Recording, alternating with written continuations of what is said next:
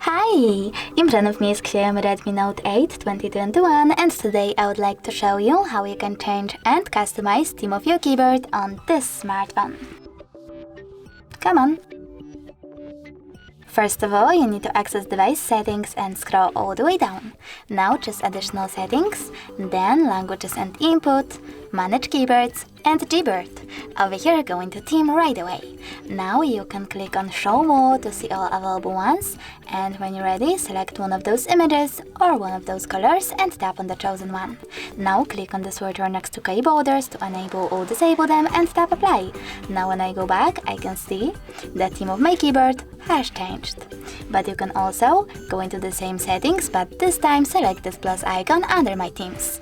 Now select a photo that you wish to apply as your keyboard's background by clicking on it. Pinch it to scale and drag it to move. When you're ready, select next and adjust brightness by swiping left or right.